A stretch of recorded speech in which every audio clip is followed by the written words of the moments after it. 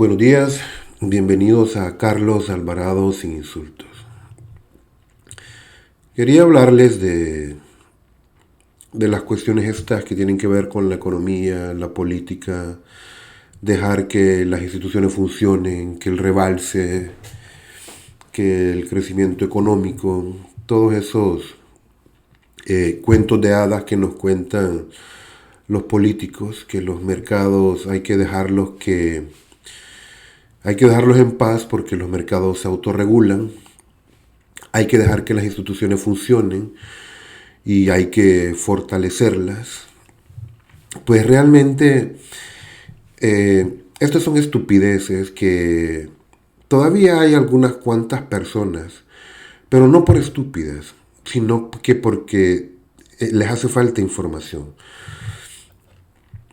Estos sujetos que hablan de los mercados, de las instituciones, que hay que respetarlas, hay que apoyarlas, hay que fomentar el buen funcionamiento de ellas, realmente son los corruptos. Ellos son los únicos que se benefician de todo esto. Porque cuando todo este juego de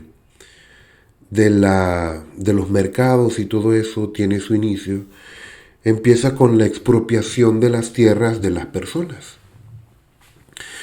Cuando ya estos políticos corruptos se apropiaron de todo lo que pudieron, de las buenas tierras y de la mayor cantidad de recursos de una nación, entonces empiezan a escribir reglas del juego que prohíba al saqueado hacer algún tipo de reclamo. Y se empiezan a satanizar a ellos como terroristas, comunistas, delincuentes, fascistas, revoltosos, piricuacos, etc. Se les empieza a tildar de todo tipo de adjetivos como para descalificarlos. De hecho, la palabra anarquía ha sido satanizada. Y la mayoría pues no saben ni siquiera el significado o el origen de esta palabra. Pero eso es tema para otro video. A lo que quiero ir es que hemos estado escuchando mucho que hay que fomentar el crecimiento económico de una nación. Escuchamos de cifras de crecimiento macroeconómico, que el caso de nosotros, El Salvador, crece al 2% anual, a veces un poco más, hemos llegado, disque un poquito arriba del 3%, pero ¿qué beneficio ha traído eso? O sea, ¿qué persona siente en su grupo familiar el crecimiento de esa economía? Nadie, ninguna. Es decir, los salarios se mantienen fijos durante mucho tiempo y existe una depreciación anual de la moneda que representa aproximadamente el 5%, que está golpeando siempre a la gente, siempre está golpeando. Pero dicen de que hay que dejar que los mercados se autorregulen. De hecho, esa pendejez que se menciona muy constantemente de parte de los empresarios y sus títeres que los representan en la Asamblea Legislativa o cualquier cargo político, ya sea como presidente o director de algún partido político, se mantienen en eso, ¿verdad? Cuando ustedes ven de que, por ejemplo, el precio del combustible subió de $80 el barril y llegó hasta 110, ¡pum!, todos los precios de los productos se dispararon.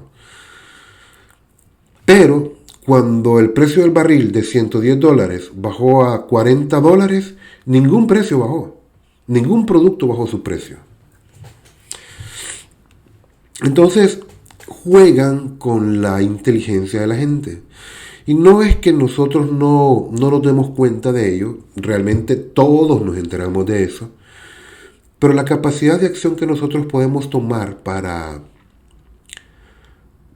reclamar este tipo de acciones de perversidad de los mercados es nula. De hecho, se nos anula durante nuestra formación académica, que realmente más parece un tipo de entrenamiento para que nosotros, al llegar a la edad productiva, seamos empleados sumisos y aprendamos a acatar órdenes desde pequeños, ¿verdad? Porque esa es la figura que existe dentro del salón de clases. Es decir, hay una persona que nos dice qué es lo que tenemos que hacer y nosotros tenemos que hacerlo y esforzarnos por hacerlo bien. Entonces es como una doctrina, un adiestramiento que se nos da desde pequeños y llega el momento en que nosotros somos adultos y pues ya podemos obedecer. Somos seres obedientes y tenemos la capacidad para no protestar, aceptar lo que se nos dice tal cual es. Y vienen diciéndonos que hay que tener paciencia, que hay que trabajar mucho, que hay que estudiar, hay que prepararnos. Hay quienes se pasan preparando toda su vida, pues trabajan duro toda su vida y pues difícilmente entran dentro de los grupos que tienen suficiente ahorro en sus cuentas bancarias como para decir, bueno, yo ya trabajé desde mis 20 hasta mis 40 años, me voy a retirar y voy a revivir el resto de mi vida. Tranquilo, eso no pasa. Eso no es común. Porque no es conveniente ni para los políticos ni para los mercados. ¿Por qué no es conveniente? Simplemente una persona que tiene capacidad de ahorro, pues tiene capacidad de vivir un poco mejor, tiene sus necesidades cubiertas y probablemente podría pasar cierto tiempo sin realizar ningún tipo de actividad, lo cual le permitiría alzar algún tipo de protesta sin tener que preocuparse por qué es lo que va a comer mañana, porque ya tiene resuelto ese problema. Por lo tanto, pagar sueldos miserables es parte de las políticas implementadas por el mercado a través de sus legisladores para que nosotros no tengamos la capacidad de poder protestar. Eso está diseñado de esa manera. Entonces vemos que a nivel mundial, que se puede comparar con lo que sucede en los países por individual, vemos que el 45% de la riqueza mundial lo ocupa el 1% de la población. Es decir, no existe en la realidad ningún tipo de teoría del rebalse que sea efectiva. De hecho, la gente de la clase media está perdiendo su poder adquisitivo en todo el planeta Tierra y cada vez se están empobreciendo más. Pero eso es parte ya de una estrategia, esto no es casual, esto ya está diseñado para que así sea. Entonces, dejar que las instituciones funcionen y esperar que la teoría del rebalse sea realidad es como estar esperando que Santa Claus nos traiga los regalos para esta Navidad. Hemos visto que en El Salvador se dan casos de que todos los políticos andan queriendo ser parte de esa cúpula de ricachones y obviamente pues roban unos más descarados que otros del trabajo nuestro. Porque cuando nosotros compramos productos, parte de lo que pagamos por él va a pagar a las arcas del Estado. Es decir, si yo compro, por decirles, un juego de comedor, una mesa, unas sillas, las sillas podrían costar $100, pero yo tengo que pagar $113. Entonces esos $13 que yo estoy pagando de más, que no son opcionales, son impuestos, van a parar a los funcionarios públicos. Ellos agarran ese dinero y se lo reparten para que el aparato del Estado funcione bien. En teoría. Pero no es así. Porque Como ya sabemos, el caso de Tony Saca, pues 300 millones. El caso de Mauricio Funes, 351 millones. Y por ahí está también el caso de Cristiani, que fueron, parece que 5 mil millones de dólares, que se vendió toda la banca. Bueno, el Banco Cuscatlán me parece que costó 1.200 millones de dólares, de los cuales ellos, por ser ricos, por ser ellos quienes crean las leyes, quedan exentos del pago de impuestos, porque ellos crearon las leyes para ellos no pagar impuestos en una transacción financiera. Sin embargo, este asunto del dejar que la institucionalidad funcione ha llegado a tal punto que está creando un hartazgo dentro de la sociedad salvadoreña que no tiene límites. Ahorita se da el caso de este magistrado Jaime Escalante de la Corte Suprema de Justicia, que es un pedófilo, porque le tocó las partes genitales a una niña a plena luz del día, y todo el sistema de justicia está alegando de que él en ningún momento cometió ningún acto criminal en contra de una niña, ningún acto de agresión sexual, porque la niña tenía puesta ropa y porque fue de día, y pues se ha considerado como una falta. Realmente dan ganas de encontrarse a estos magistrados, darles una buena talegueada, y mientras se les está aplicando la dosis, repetidamente decirles, tocar a una niña sí es delito, y meterle otro par y repetirles, ¿verdad? Tocar a una niña sí es delito. Porque lo que ellos están demostrando, de hecho, es que ellos son pedófilos también. Porque avalan que un magistrado toque niñas. Entonces se están avalando a sí mismos como que ellos ya han tocado niñas y que eso es una falta cualquiera. Realmente dejar que las instituciones funcionen es basura. Las instituciones en El Salvador no funcionan.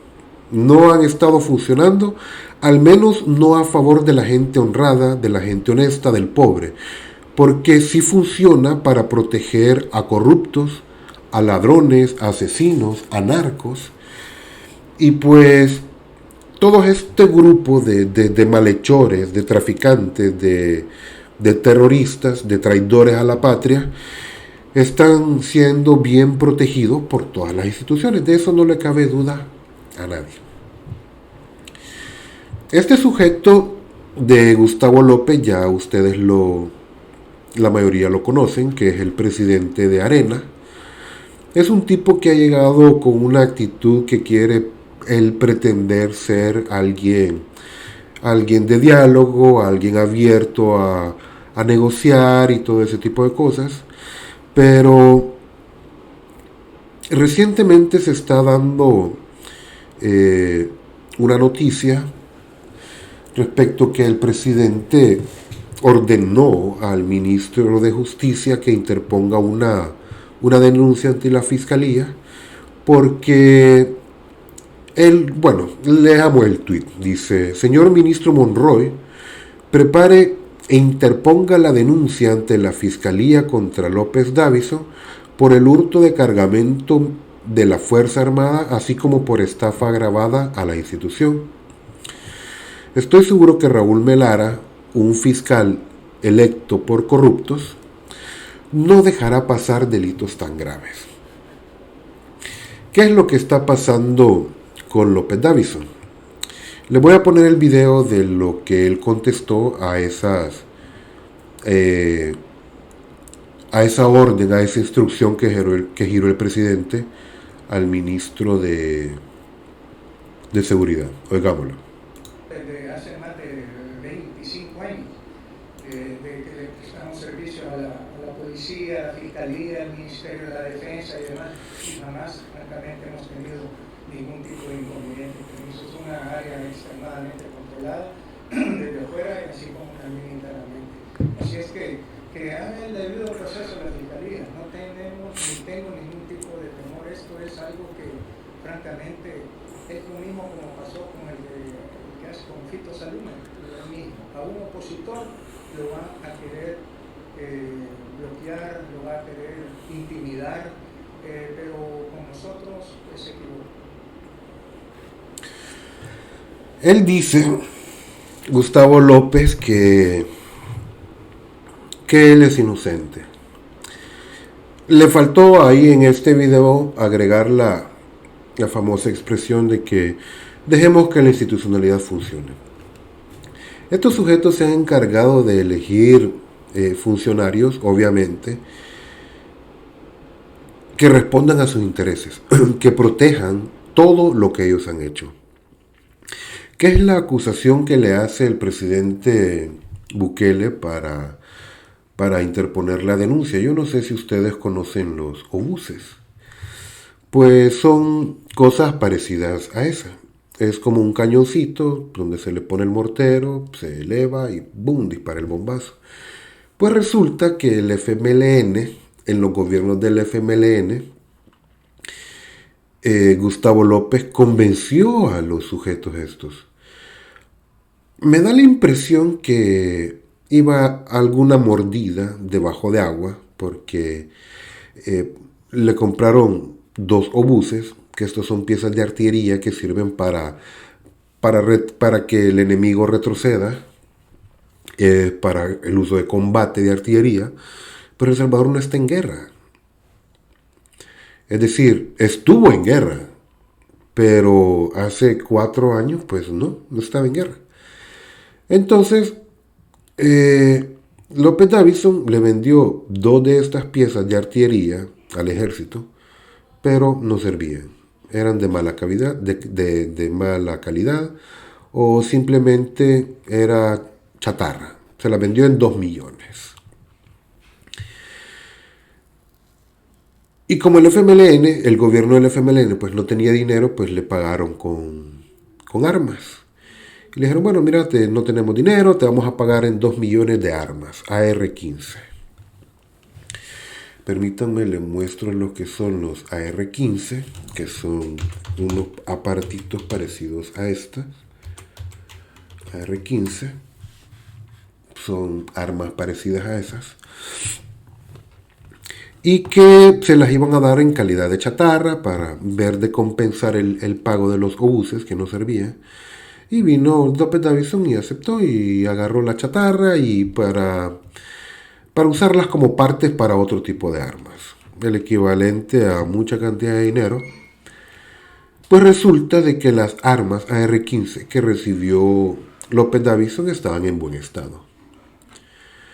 Entonces, aparte de haberle vendido equipo de guerra inservible en tiempos de paz, López Davison se apropió de manera fraudulenta de equipo en perfecto estado, en calidad de chatarra. Esto lo que provocó fue de que todos los soldados, todo el ejército, la policía, PNC y todo lo que representa la defensa de los salvadoreños quedó sin armas. Y con obuses basuras, porque no servían. Entonces la demanda va en ese sentido hacia López Davison. Y resulta de que ahorita estos sujetos siguen esperando que la institucionalidad funcione de manera apropiada para que respalde los intereses de los corruptos.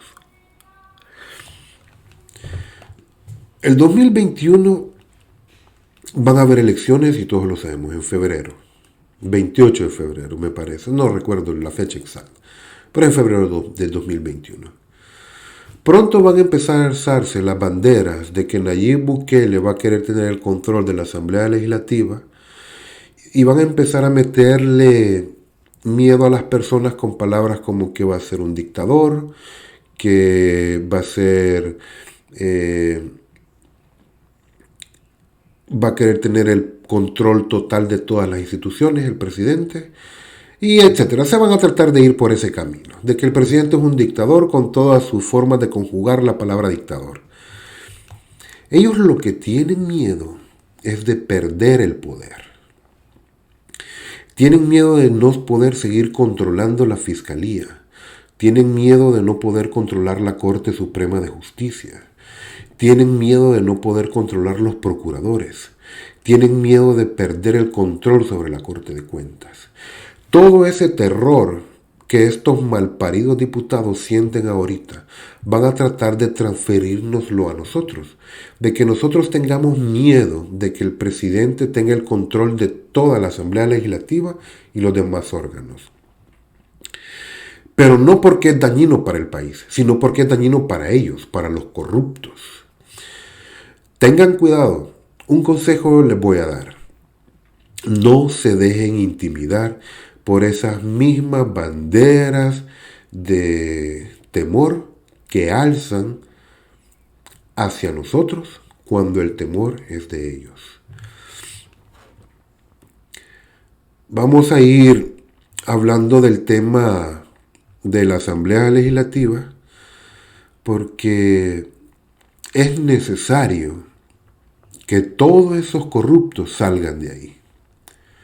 Son más de 2.000 empleados los que hay. Son casi 60 millones de dólares en presupuesto que ellos se maman cuando hace aproximadamente 15 años no eran ni siquiera 1.000 empleados. Para los mismos 84 diputados.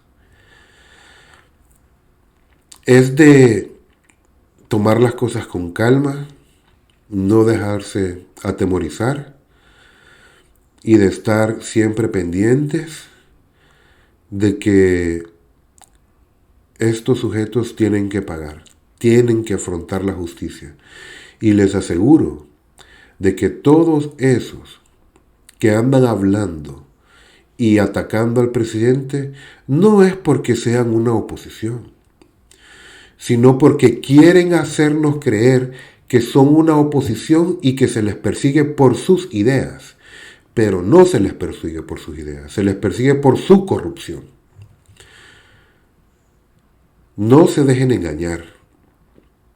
Ellos no son oposición, solo son corruptos. Hasta aquí los dejo y como siempre les digo, que si no tienen paz interior, persínense, oren y hasta la próxima. Chao.